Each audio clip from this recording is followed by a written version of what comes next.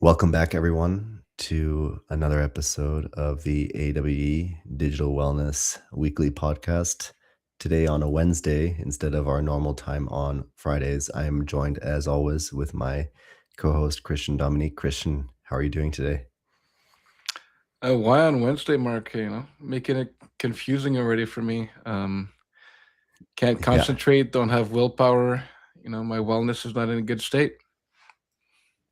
well, that's why we're here to talk a little bit more about social connection today. So, the neuroscience of why we need to belong and understanding where does that come from? Why are social bonds so important, especially in the age of digital media where we are leading more isolated lives than ever, right? For example, our company is entirely remote, and I spent almost all day long inside this room that I'm speaking to you from, completely alone, right?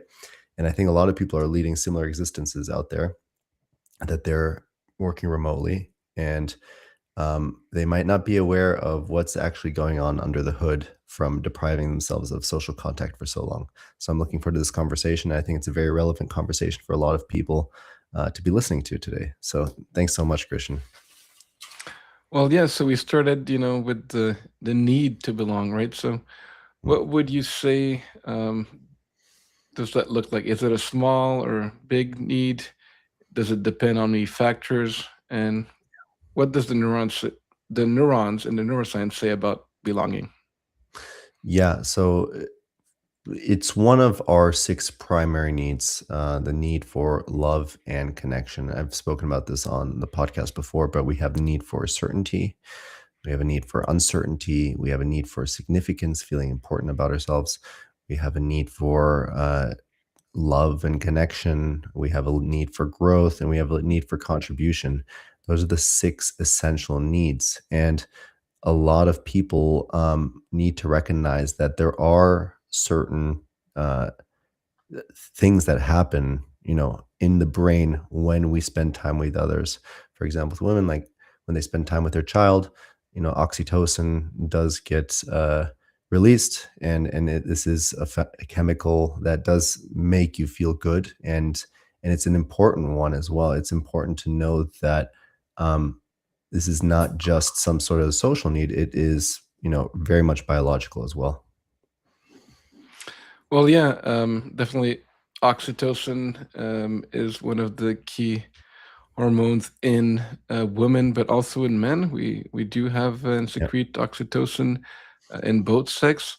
Men have a bit more vasopressin, which is also used in the kidneys, and women use that with other hormones for breastfeeding and during menstrual cycle, and as you said, child bonding. Right, so oxytocin is the hormone that is affecting all the endocrine system and neurology about feeling that deep connection, right? So that feeling of belonging and connection is mainly mediated by oxytocin and to some Mhm. extent vasopressin.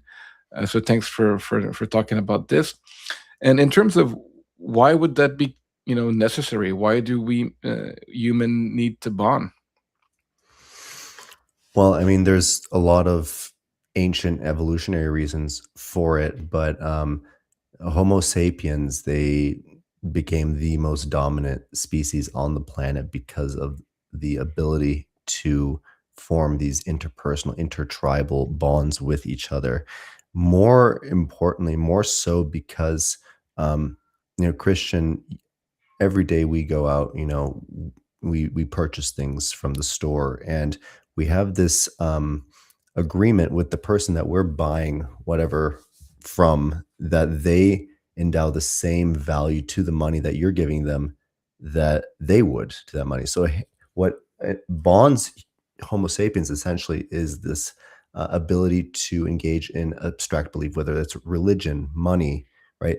There's things that connect us that may not be tangible to us.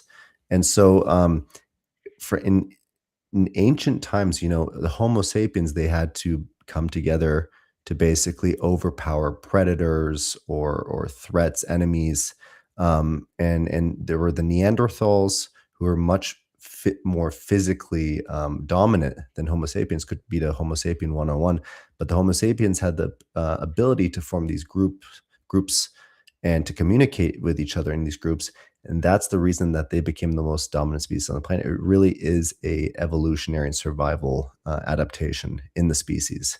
And So, so yeah, social bond became stock and bonds, is what we're saying. exactly. So yes, we have the belief in money, in the central bank, and other currency, in cryptocurrency, perhaps, that make us, want to have that trust. I like that, um, because there's different types of social bond. Some are more trusting and loving, and some bonds are more problematic. We can ask Mhm. people about their own family as Easter is coming. Some might love to see them, some less. So not all Right, bonds are good, but the idea is, right. do we feel great bonds, and do we have more oxytocin and bonding hormones? And also, do we feel that we belong? So, right, some of the research I've talked about in preparation and will share also Mhm. is kind of this feeling of belonging or of not belonging, and how that affects well-being as well. Any initial thoughts on the subject, Mark?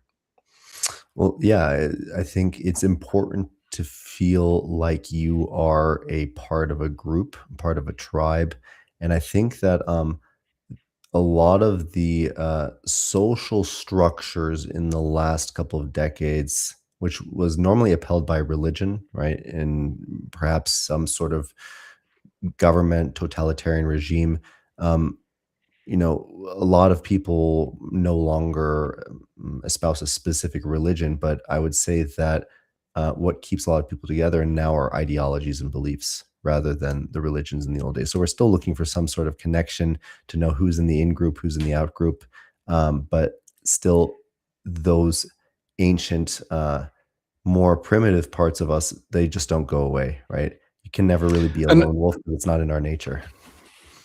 unfortunately, although I do love, I think you know about the personality traits. I scored extrovert, like the most Hmm. score in extrovert. So I love people. Everyone knows that.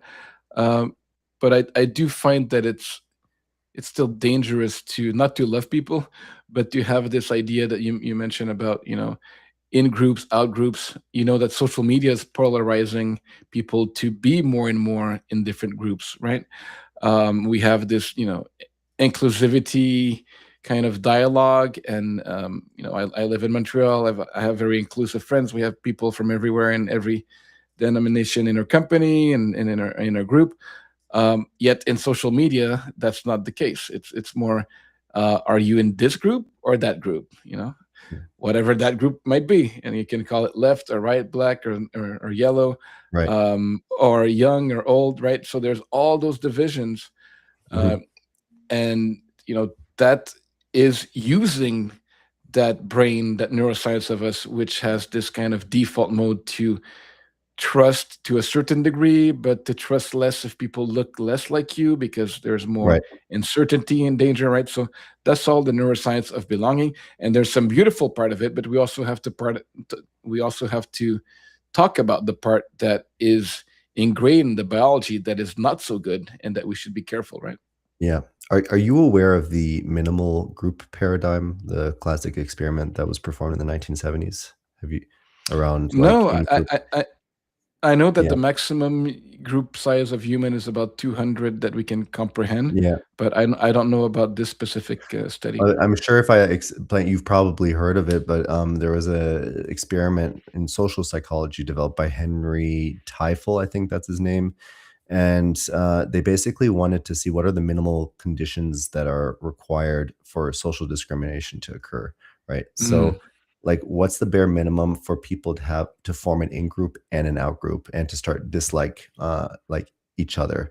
So what they did is that they took like school children and they divided them up into two groups with like meaningless criteria, and they gave them blue shirts and red shirts, right? mhm, And so participants were asked to look at a cluster of dots and guess how many there were. And they were shown paintings by also two different artists, and they were asked which style they preferred.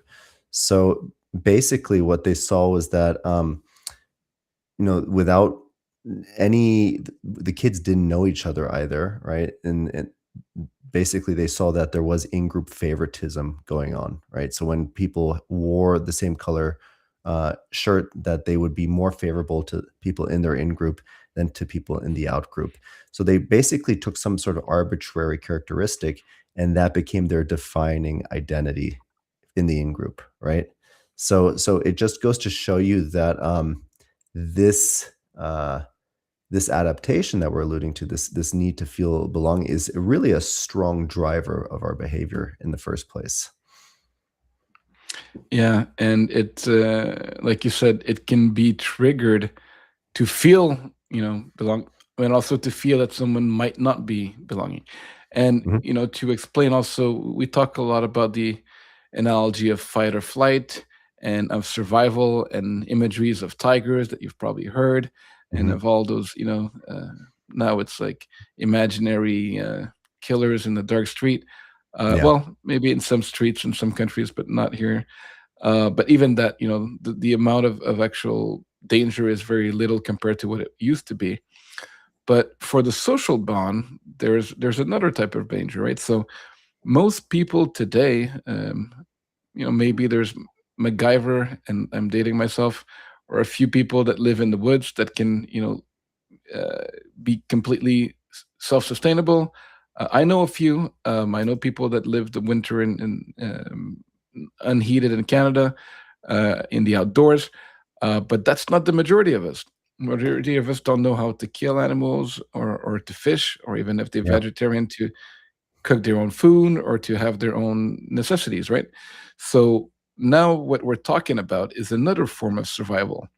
So if you are outside the group, you also die. So it's not the tiger that's going to kill you. It's the fact that you cannot, and it's very difficult today and even years ago, to have all your necessities of food and shelter Mhm. on your own.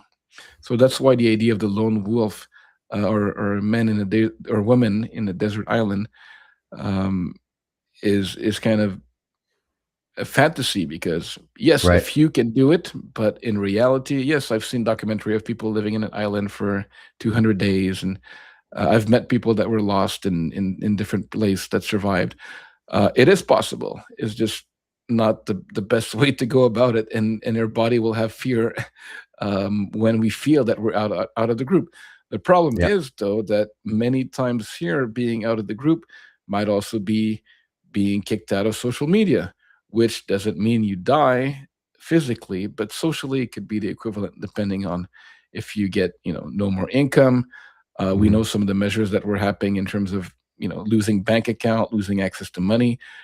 So those things can be severe depending on what the consequence is. But we have this fear, and it's a fear that affects our mental and physical health of not belonging, because when Yeah. we don't, there's some dire consequences possibly.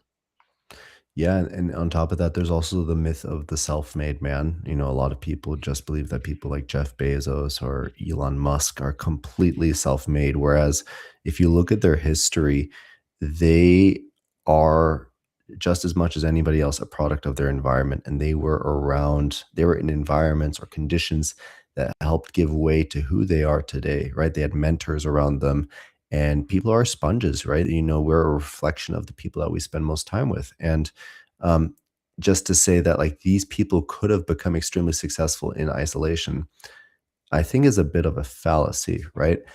Because if it was just an information problem, you would see everyone getting rich now because everybody has the same access to information on the internet that as everybody else.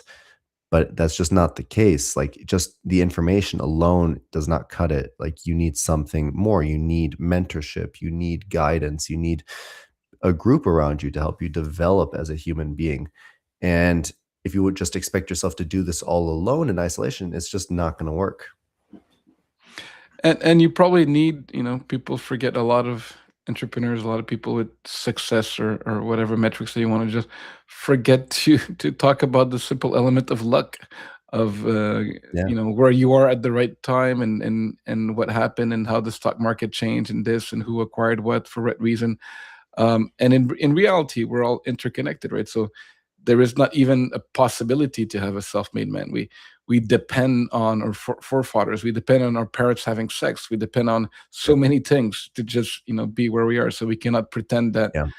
that's just the ego talking, saying, "I did this." Well, no, you didn't. You didn't make yourself, so you cannot, right? So the person that made it themselves is probably now scientifically possible, if you have your own, zygote, your own sperm, and your own ovary, because you're a special person, and then you use that in the test tube, then you can say you made something else, but no, that's still not yourself. Even with cloning, there's no way that people can claim that, but it's an easy idea to say, look at me, I did this, right? No, Mhm. you didn't. You were part of it. You manifested it in so many ways, and we still love you. But when you have that kind of attitude, um, and that also can either attract or ostracize other people, and then you might feel part of the group or less or Yeah. more at certain point. And we'll talk a little bit about that. Actually, I wanted to start a little bit to show a few of the numbers I saw. First, what are the Sure. impacts of loneliness, right? So we talked about potential feeling of fear. But Mhm. what are some of the numbers? If we can put, the first research paper I had. So this talks about, this is the Interactive Journal of Medical Research, and it talks about 17% of adults, 18 to 70, report loneliness. So that's almost 1 out of 5, right? And um, it is equating to uh, between $8,000 and $12,000 per year in the UK, that it equates in terms of Wow. monetary costs, for a total of Per three, person. yeah, so 3.14 billion per year of employee costs in the US and the UK, right? Wow. Um, what does it do? So that's the monetary cost, and then 30% increase of heart disease, stroke, dementia, depression, and anxiety. So loneliness is not a mental disease. Um, it is different also than isolation or being isolated. It's different than having or not people around. It is the feeling that you either have low quality or low quantity or both Yeah. of connections. And the consequence are physical.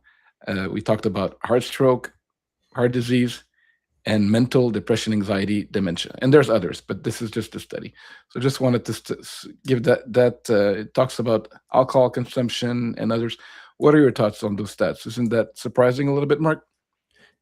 It is surprising. I actually heard somewhere once that, like, loneliness is deadlier than smoking cigarettes, and, like, statistically speaking, and you can see the numbers there, like 30% increase in, uh Stroke, heart rate, yeah. exactly, exactly, blood pressure.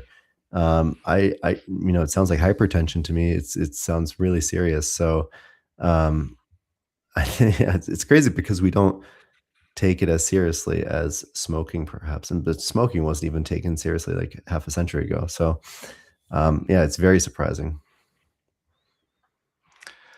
So going from the serious to the silly, it is the day of laughter. It is April 1st.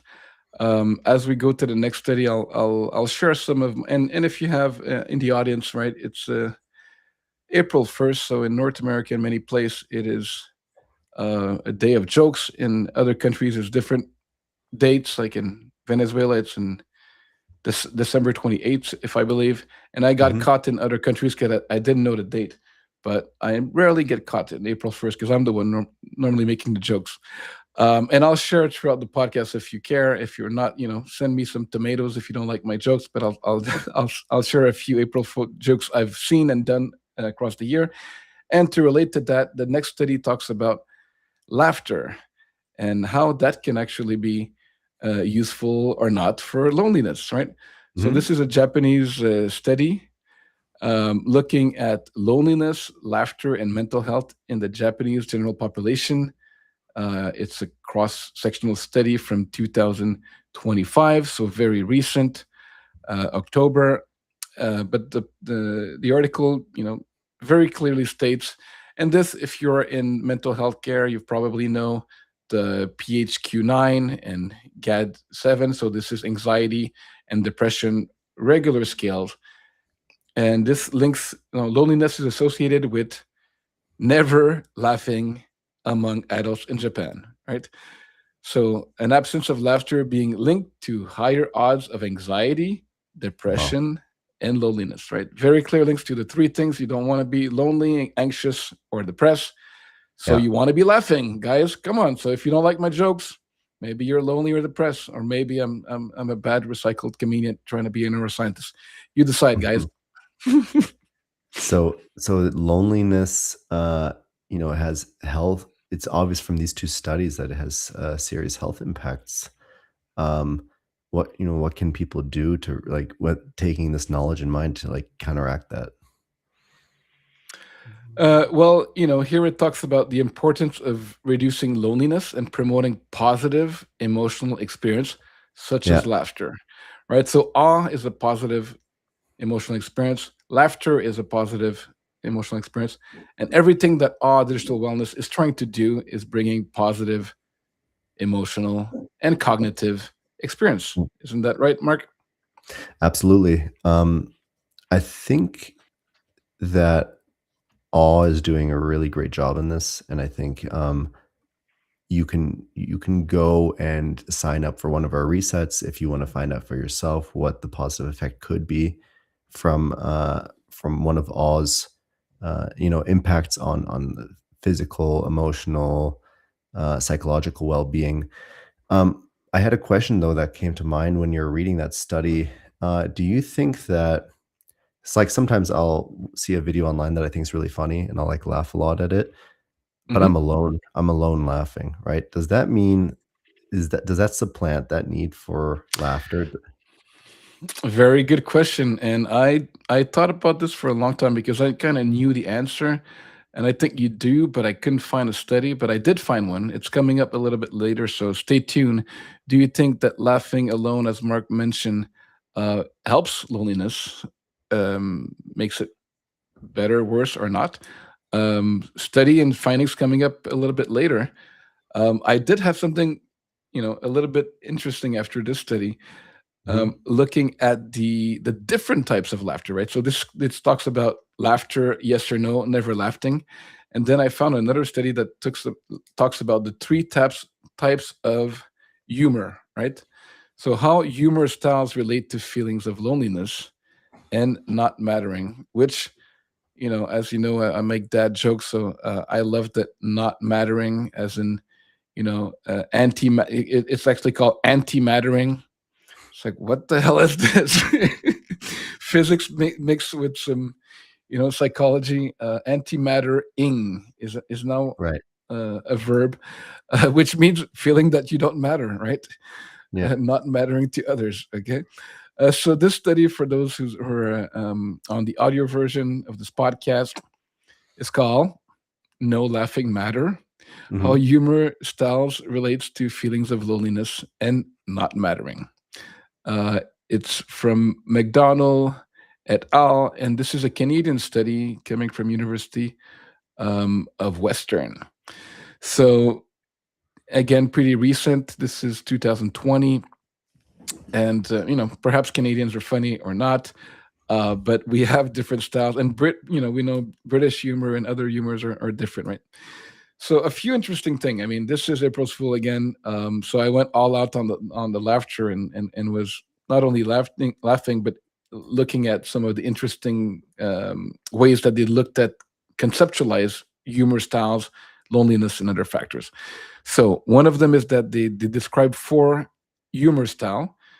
Two are affiliative, so positive. One is social around, and one is positive to yourself, and two are kind of more negative, so to yourself or to others, right? So they call it aggressive or self-defeating, and then they want to see, what are your guess? Is loneliness correlated to all of them the same or not? Do you want to guess, Mark?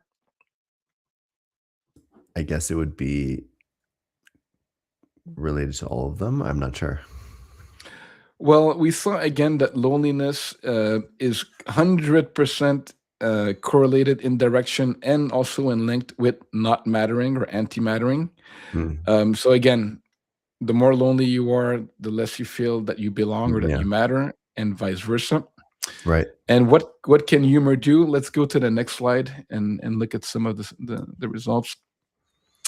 So, feeling that you matter, mattering, has a positive impact on mental well-being. So the question is, feeling that you don't matter has the inverse. The term is anti-mattering, right? So what can we deduct from this anti-mattering scales? Okay. Um, First of all, we have to understand that antimattering has shown to have risk factors, as you can imagine, correlated to different psychological distress. Again, we talk about issues of prediction of depression, mental health history, etc. And the opposite, if you look, the feeling that you matter is associated with growth, mastery, and autonomy, right? So the more you feel that you belong and that you matter, the better social, emotional, physical skills you'll have and continue to develop and grow, right? So the title of the study, no laughing matter, or mattering is really important and it affects many things. So if we go to the next data point, we're going to see the types of humor. So again, both anti-mattering and loneliness are correlated positively with the negative one. So self-defeating humor. So when you make bad jokes about yourself, apparently you'll be more lonely and you'll matter less. That is not my case. I don't know if I have British ancestry, but I do a lot of jokes, self-depraving about myself, self-deprecating, as they say. It works for me, but to others, apparently, it's linked to loneliness. And so the opposite is if you are doing positive jokes and you're enhancing yourself, so you're maybe a little bit confident or maybe even a bit of ego when you're talking about yourself instead of making jokes about yourself in the negative way, that is linked with less loneliness and more mattering. And there is no correlation with the aggressive humor, which is me making jokes at Mark, which I also do. So I'm, I guess, doing all four types of humors, and I'm not lonely, and I think I matter, probably neutral, but not anti-mattering.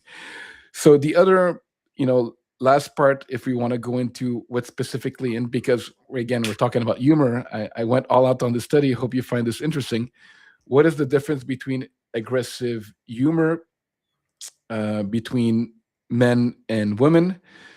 So men are more likely to use aggressive humor, right? Right. Uh, maybe women would use aggressive humor in a different way or an indirect way.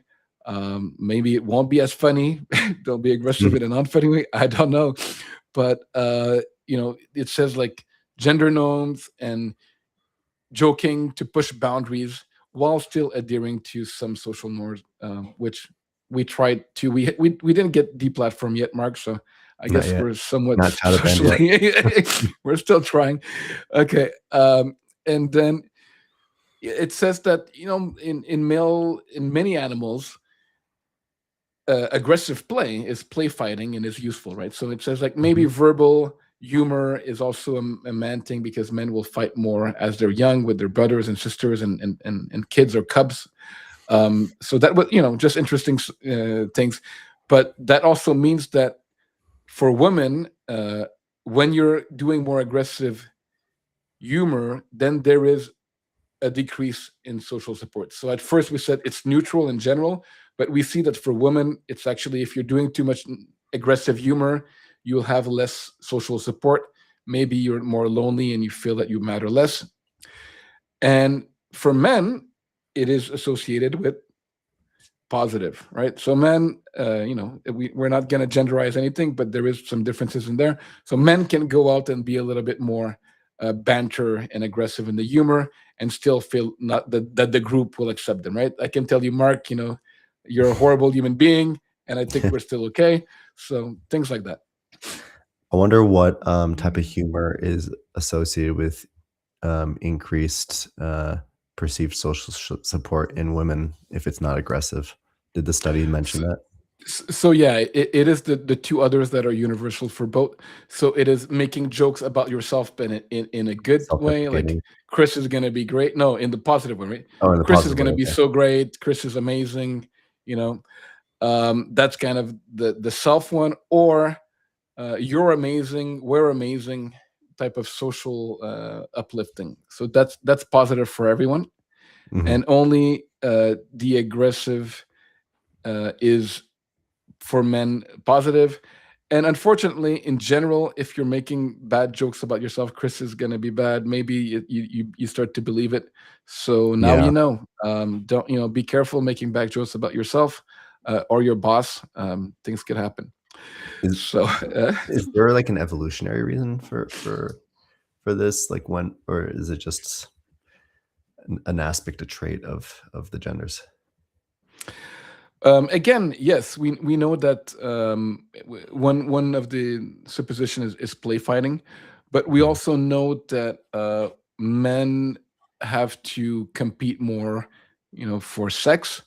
Therefore, that men are more competitive in nature, just because they have to compete for women that can only have one kid at a time for 9 months. Right. So that's also a factor that there's more aggression in men. The testosterone system, there's more men in jail.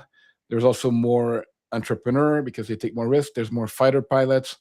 Right. So men are more risk tolerant in general because of the biology. Right. Okay, that So makes a lot of sense. slightly more aggressive, Yeah. unfortunately, but we'll try to give them a digital reset to give them peace Yeah, and calm. exactly. These are really interesting studies. Do you have any more like this? Yes, I have one or two more if we want to continue on, but I will make a break. As I promise, I'll give you a April Fool's story because Oh, please do. not many time we can do April Fool's stories. So, Yes. talking about play fighting or being with your brother, I have a few brothers, and one of them were very close in age. We were living together, and always play fighting and pretty, I guess, bad aggressive humor, if you want to be the truth. So we used to kind of put like I was a bit taller, so I would go and put like a glass of water behind the door and just hold it so when he would open the Oh door my the god. glass You were that guy would who did fall on that? him. Yeah, I was that guy. And then when April's Fool, I went a bit more hardcore, and I painstakingly took all the furniture off my brother's room and put them in the garage. Oh my So when gosh. he arrived to his room, I told him that our parents had kicked him out, and that Oh my that was god. it. How did he react? He was pretty pissed, and then yeah, like something like 45 minutes later, I And told then him he it was found out. April's Fool. Yeah, yeah. And then we had a lot of aggressive humor for many years, but still love him. Yeah. Yeah. Oh, you're a Any better April Fool prankster than stories? I was. No, I Yeah, I mean, was. I'm trying to think, like, classic bucket on top of the door, yeah, I think I did that once, but, nothing comes to mind. Nothing comes to mind, unfortunately, for April Well, Fools, at least. yeah. Well, we'll have a bit more time, so let's go back to some of the science. And Mhm. also, if you're in the audience and you want to share some bits of April Fool's Yeah, story or please. prank us, you're allowed aggressive humor today. We won't report you. Yeah. It's and okay. So next science bit is still about humor. I think it's the last one about humor. Is it? Yes. Laughing. Oh, so this is the response, as I promised. Laughing during conversation, but not in response to digital media, is Mm. associated with less loneliness, social isolation, Mm. and withdrawal, right? So, me and you laughing is great. Maybe people that are listening could also be okay. If you are engaging in writing and laughing with us, that's even better. if you're just alone watching, especially a reel or small content that is just kind of made to make you laugh and then going to the next, you're not engaged in a kind of, this is a longer conversation. So even though this is social media, you might have known us, heard us, and laughed through the story. And again, there's a part that says if you're laughing through reading, it's also good, right? Because again, longer term. So laughing through reading works, Mhm. uh, partially associated with the outcome. Laughing during conversation, like we're doing, even though it's virtual, it is a conversation. It's the best. Mhm. So we're That's we're also making good. sure we're mattering, we're not anti-mattering, and Right. that we're laughing, and that we're not lonely today, Mark. So good job on our mental wellness IQ. And if you're watching short-term content, like Mark was asking, that's no good.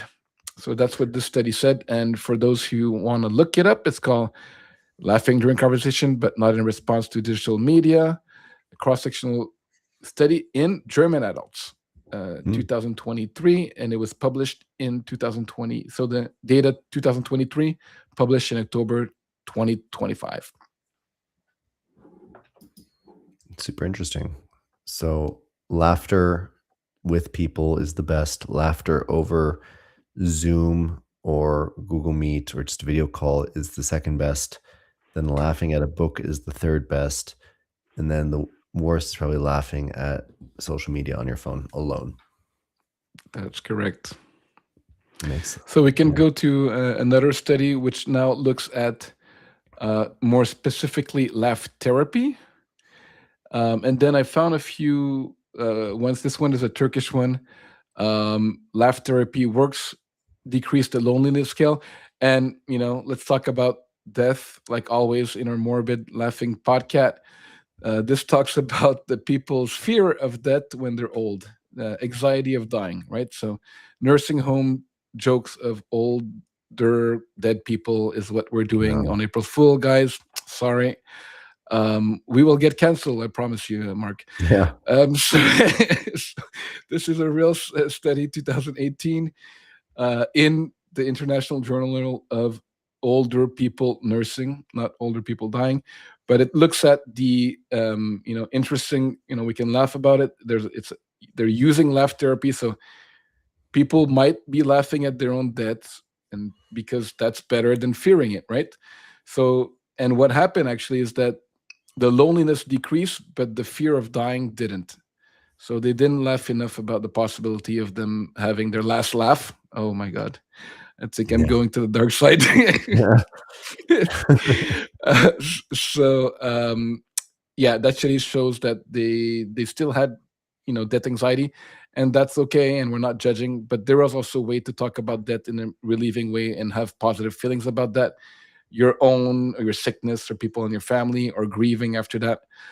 So we're really trying to always put positive psychology, and it's not laughing in a disrespectful way. It's laughing, and that's the best way to deal with most situation. As we look at all those studies, and this Mhm. decreased loneliness in 50 older adults in Turkey. So a lot of other, we can go through the two next one. A lot of adult studies looking at older people who are getting, this is yoga, laughing. It shows laughter yoga is an initiative that uh, people can do sitting, and it reduces loneliness in older adults. So we see a lot of older adults in many cultures that are left alone and don't have that connection, even though they might be in a nursing home or have a small community with the staff or others. It's not the same deep bond as their families and friends, it seems. So trying to use laughter as a way to help their loneliness, including laughter yoga, which maybe we'll do sometime. I'm down for everything. I've had laugh therapy in person in Montreal. Forced deep laugh, and that was very good. Not that I really needed it, but it was fun to try it, and I enjoyed it. But this is for older people. There's one more study on older people coming in. This is geriatric nursing. Um, this one is loneliness. That is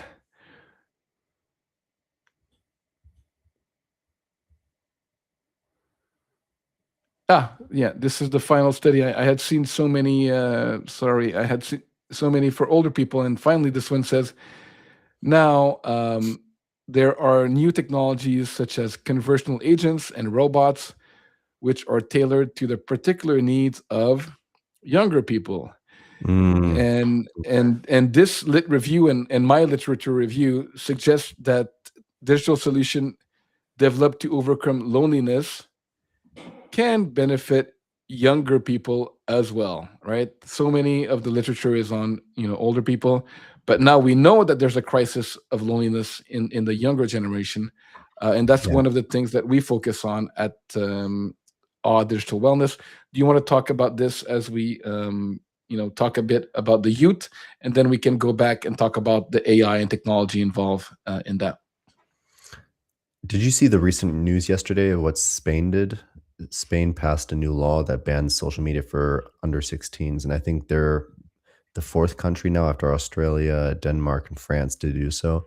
So countries around the world are taking notice that youth mental health is severely impacted by technology and social media. Not so much of a laughing matter, but it is very, very much being taken seriously by governments around the world. And there's probably going to be more and more countries that are going to follow after Spain, right? That will institute a social media ban, especially in, you know, light of the recent trial lawsuit against Meta, where they were found guilty of being negligent on the platforms in terms of child addictive potential. So we have to be careful with, the need for social bonds, especially when you're younger. Is much more malleable because the brain is still developing at such an early age, right? So we can also we can get into the impact of AI on loneliness, right? And how AI companions. I think there was a study that you had sent me before this about how we try to combat loneliness with artificial intelligence. Exactly, yeah. So this was a study done, I think, in China, and they're looking basically for positive characteristics drivers like so perceived humanness and emotional support, AI friendship, and reduced loneliness in these AI models. All of these, reduced loneliness does fulfill some of the social needs like integration and attachment, and it also aims to help users feel less isolated. But there are some negative characteristics that using the AI can do as well. Like there's a lack of conscientiousness. Like, for example, AI is losing the thread of conversation by providing nonsense responses and privacy violations, creepiness. So, I just saw an NBC News article about a woman in Japan who married her ChatGPT companion. I'm not sure if you Yeah. saw this. So whether you think, whether you support that or you don't, like I if you view it from like the lens of like, okay, does it reduce her suffering? Does she like she was like not the most attractive woman out there, but if she's feeling better because of it, it's kind of like we're living in that Jude Law movie, Her, where he starts Hmm. dating his AI companion, and in the future's already here. So um, Well, I'm I, sure there's some use case where yeah, AI or tech can be effective. Again, um, there's the Meta hearing. Yet we are not for or against tech in general. It is who's designing it, who's using it, what's the intention, what's the use case, what's the right, context, right? It's not a blanket. This is perfect. And even here, there's 9 studies. 6 shows that it's positive. 3 shows that it's neutral or not, right? And mhm, there's some other, looking at the tech or looking at the philosophy behind using AI or the ethics. There's so many degrees of complexity. It's not just, ban yeah, Gen AI, ban this is horrible. yeah, But it's not also like it's not the opposite, like just come in my home, come in my pocket, come in my relationship, and then everything's gonna be okay, right? yeah. Go So take care of my grandparents, right? exactly, and the stuff. the models are just getting more and more advanced. So I just want to read this last part here at the bottom of the paper. So, 6 studies reported significant reductions in loneliness, particularly those utilizing social robots, which demonstrated emotional engagement and personalized interactions. 3 studies reported non-significant effects, often due to shorter intervention durations or limited interaction frequencies. So this meta-analysis essentially showed that there were positive effects from the AI when there was perceived humanness in the AI models. If there was perceived humanness, then there was emotional support and then some semblance of a friendship, and then the loneliness was reduced, and that actually resulted in better mental health outcomes. However, if the AI doesn't seem that human, if it seems creepy, if people are afraid of the lack of privacy, that directly hinders the AI's ability to provide emotional support, which breaks that chain. So essentially, um, like I said before, these AI models are just going to get more and more human, more and more lifelike. We already have Optimus, which is being developed by Tesla, that's going to be able to, like you said, help your grandmother take the groceries out of the car into the house. It's going to be able to, cook for you. Elon Musk even said in 3 years' time, Optimus will be able to fully replace surgeons in the operating room. So, Wow. so it's not that people always thought that like doctors were that's something that just AI can't. No, I mean it's predicted to be coming for every job out there, right? So Well, we need to well, just I think it's the yeah. Da Vinci robots, and there's been a lot of great Well, surgical robotics. The Da Vinci is manned by a doctor though, right? The doctor controls the Da Vinci. It's like almost like a video game. Like he's looking at a screen and he has like these intricate instruments that he's moving with his fingers. But Optimus is fully autonomous. It's an AI. It's run by on an AI model. So that really, if that reduces hospital costs, like the hospitals are just going to go with that And maybe risk. I mean, we know that for sure. the self-driving cars are still in testing phase or whichever mode. It's still very flawed. But Yeah. in the end, they will make less mistake than humans. I mean, humans are killing millions of people every and injuring every year also, right? So Yeah, and I mean, look, there's a lot of people who die due to iatrogenic harm, so medical malpractice, not intentionally, but um, basically harm done by the healer, where a doctor makes a mistake. If you can reduce that by a certain margin, I think people are overwhelmingly going to want to go with robots with AI instead of human I doctors. think in Canada, I was, I've been working in healthcare for a while. I think I was working with a company where the stats was number 2 or 3 was human error, either in surgery or prescription or yeah, it's high. It's high, yeah, And it unfortunately. means that the rest of the healthcare is going well. We're not dying of other, disease or that much, or obesity or violence or other things, or childbirth. But human error is now one of the top things to take care of. Yeah, if you Like can. like also dying by car accident. It's a real thing. It's one of the highest killer. Yeah, I mean, this is the eternal question is in the age of AI, we will replace human drivers, replace doctors, like paralegals are already pretty much replaced by ChatGPT and Gemini, Claude, and a lot of the other models.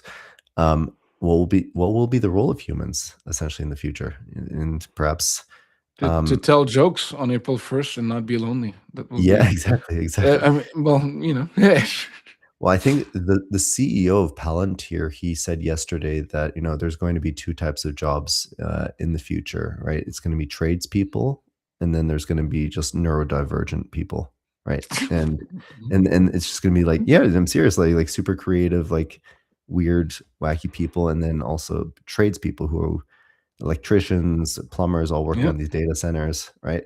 But everything else is gonna essentially be automated, so it's an interesting future we're heading towards for sure.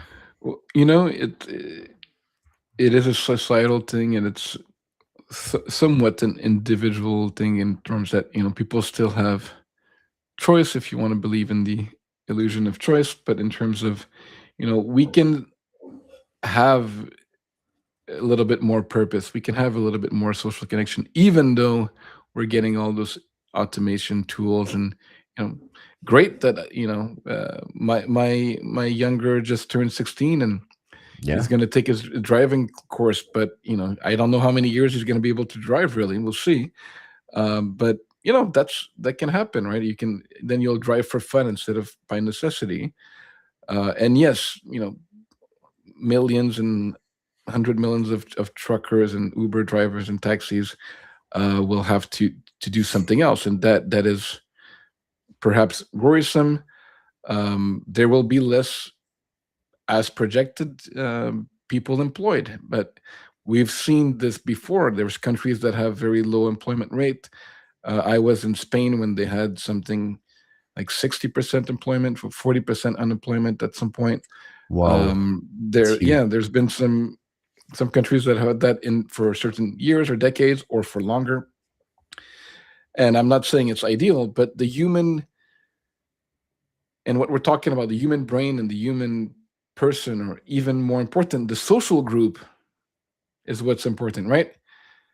If two people lose their trucker job, but you live in a community that cares about each other, not just waits for the government to redistribute money and then the wealth tax and all that thing, that's not really working. And I'm not trying to go too much into politics, but the point is humans are capable of helping each other. And that's why we want to belong, because if something happens, then you have your community that's there to teach you, to help you, to shelter you during that change, right? Might it be an external change? There's a volcano, there's a hurricane, there's an alien coming. No, it's July 1st. Sorry, April 1st. There's no alien. We're not making an announcement today. But the point is, if there's something that happens, even if AI is coming, which some call as Yuval Harari calls alien intelligence, not Mhm. artificial intelligence. So if there's an alien, there's something coming. We as a human species who can work together, not divided like the other part of our brain who wants to divide us into smaller groups, then we can find solutions to even um, loss of 50% of jobs, right? That everything is possible if we work together. I think now more than ever, the need for staying connected, not digitally, but like in person, right, is needed more than ever.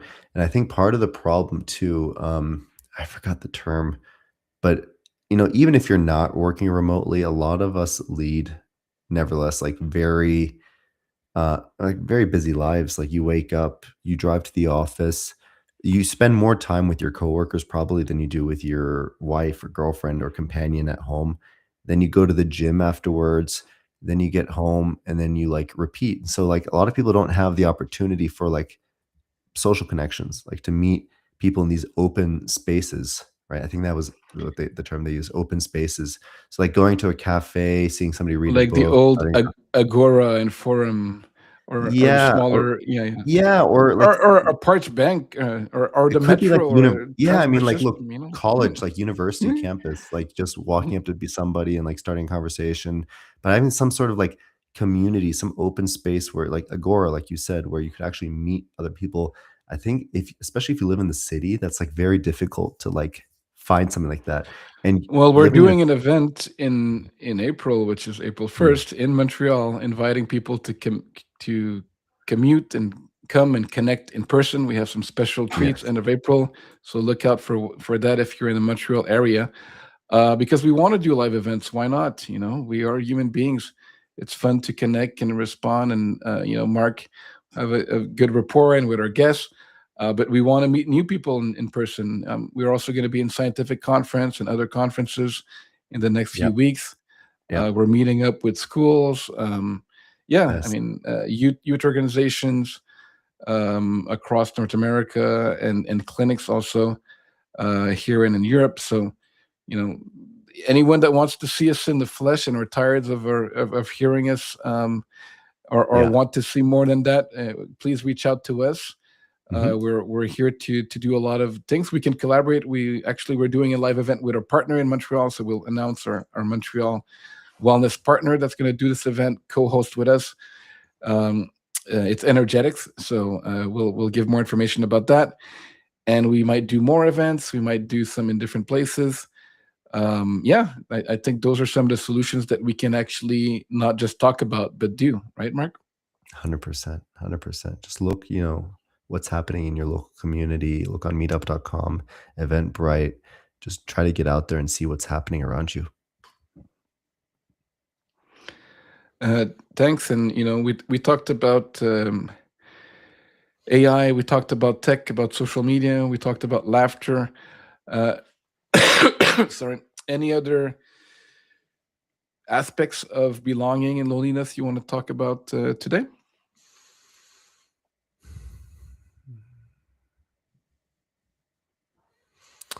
Well, nothing in particular is coming to mind. I will open up for the chat for anybody who has questions on the topic. Right now, nothing is coming to mind. Anything other than what we talked about.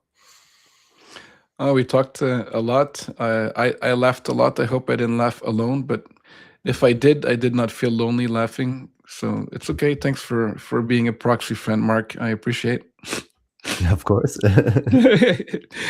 No, seriously, yeah, very fun. Special time this week. We will be coming back with a guest next week, Corinne Lin from Mhm, Singapore, that has Rise Plus. It's her own framework. It's about emotional regulation and other things. So it's called mhm, Rise Plus next Friday, April 10th. Looking mhm. forward to chat with Corinne. If you also want to be or know people that might be interested to or interesting to talk to, you can comment us in the chat or privately as we're continuing to fill our calendar with great guests throughout the year.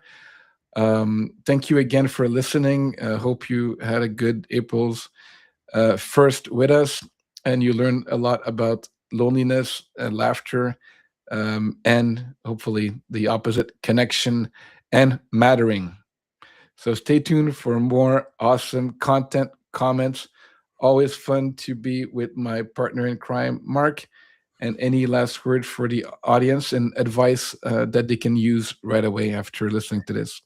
It's always a pleasure speaking with you, Christian. And final advice is, um, you know, don't get caught up in all the unbelievable amounts of information that are online and consuming content, right? Sometimes the solution is a lot simpler than you think.